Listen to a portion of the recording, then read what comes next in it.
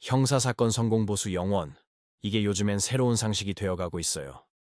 주변에서 법률 문제로 골치 아픈 이야기들 한 번쯤은 들어보셨을 거예요. 마치 병원 가서 아픈 곳만 대충 말하면 정확한 진단이 안 나오는 것처럼 법률 문제도 겉으로 드러난 몇 마디 사연만으로는 해결책이 나오기 어렵더라고요. 사실관계는 어떤지, 시점은 언제인지, 증거는 충분한지, 절차는 어떻게 되는지 하나하나 정밀하게 짚어봐야 어디서부터 꼬였고 무엇부터 풀어야 할지 답이 보이기 시작하거든요.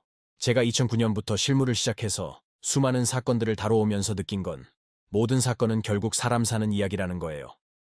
형사든 민사든 부동산이나 이혼 문제든 다 마찬가지죠. 그래서 저는 상담할 때부터 이 사건이 정말 해결 가능한지, 우리가 어디까지 책임질 수 있는지를 가장 먼저 따져봐요. 안 되는 걸 억지로 된다고 말할 순 없으니까요. 예를 들어 형사사건은 경찰 조사 단계가 정말 중요해요. 이때 방향을 잘못 잡으면 나중에 재판 가서 뒤집기가 너무 힘들거든요. 절도, 성매수, 보험 사기 같은 사건들은 처음부터 쟁점이 다 달라요.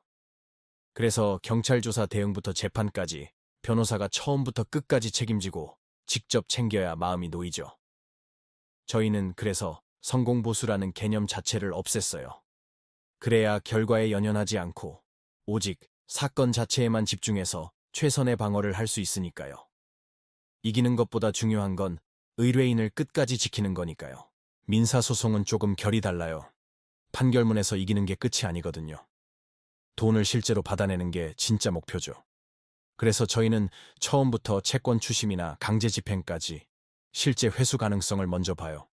상대방 재산을 미리 조사해보고 이길 수는 있지만 돈 받을 방법이 없다면 그건 의뢰인에게 시간과 비용만 낭비하게 하는 일이 될 수도 있잖아요.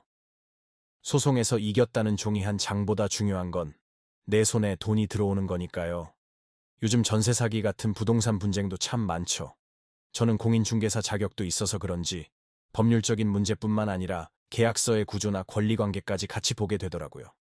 등기부등본 하나하나 뜯어보면서 어디에 함정이 있는지, 어떻게 돈을 지킬 수 있는지 실무적으로 접근해야 길이 보일 때가 많아요. 이혼이나 재산분할 같은 가사사건은 또 어떨까요? 이건 단순히 돈 문제가 아니라 감정과 미래가 얽힌 문제예요. 그래서 당장 감정적으로 대응하기보다는 나중에 또 다른 분쟁이 생기지 않도록 재산 분할부터 양육권, 성년 후견까지 장기적인 관점에서 꼼꼼하게 설계하는 게 중요하더라고요. 가끔은 출입국 비자 문제랑 경찰 조사가 같이 얽히는 복잡한 사건들도 있어요. 이런 건 형사 행정 따로 떼어서 보면 절대 안 돼요. 처음부터 하나의 큰 흐름으로 보고 종합적으로 접근해야 해결이 가능하죠.